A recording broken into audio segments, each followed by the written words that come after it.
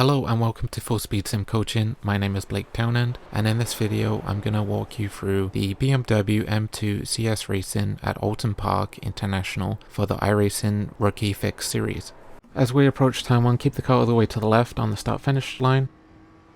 We're going to use this corner marker on the left hand side as our braking point. I'm going to be using 55% brake pressure and then just trail brake all the way to the apex. You want to make sure your right side tires are hitting the red and white apex curb. I keep it in 4th gear as this allows me to get on the throttle a lot faster without getting any oversteer. And then I utilize the exit curb and some of the runoff.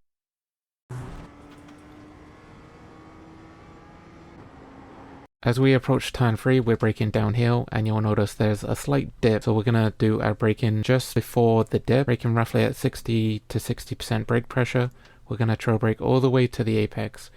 Keep it in 4th gear, this is nice and stable. Make sure your left side tires are on the apex curb, back hard on the throttle. Allow the car to track out wide but not too much because you will get on off track.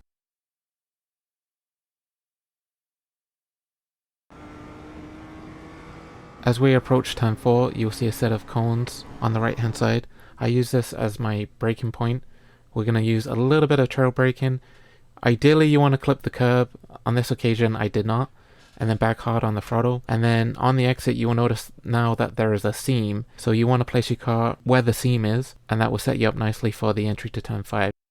Hard on the brakes, keep it in 3rd gear, and then I keep the car nice and tight all the way through turn 5, back on the throttle, and this means I don't get any oversteer.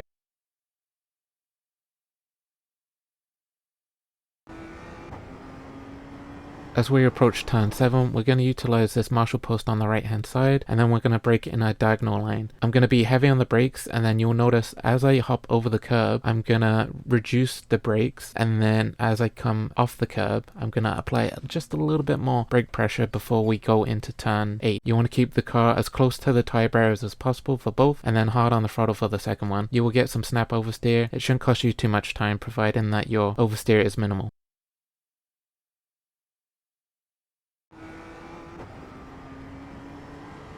As we approach turn 10, we're going to use the 100 meter board as our braking point, using roughly 70 to 75% brake pressure. Trail brake all the way to the apex, get as close to the tire barriers, put it in 2nd gear in between both, and then back into 3rd gear. And then as we approach turn 12, I'm actually going to lift off the throttle and then back on the throttle. By lifting off the throttle, it frees up the front tires, which will give you more traction, helps you turn into the corner a lot better. You'll notice also that I'm running over the apex curb, but I'm utilizing some of the grass. This is the fastest line, and it enables you to get back on the throttle a lot faster. Utilize all the exit curb on the left.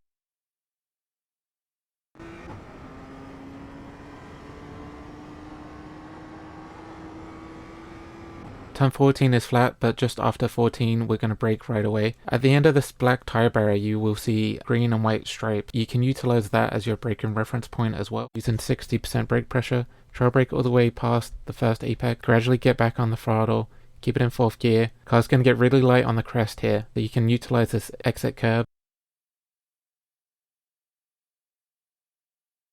And then as we approach the last corner, we're just going to use this corner marker on the left hand side as our braking point. Using 70% brake pressure, and then downshift into 3rd gear, trail brake all the way to the apex, and then hard on the throttle. Car's going to get light as we go over the crest and then back downhill.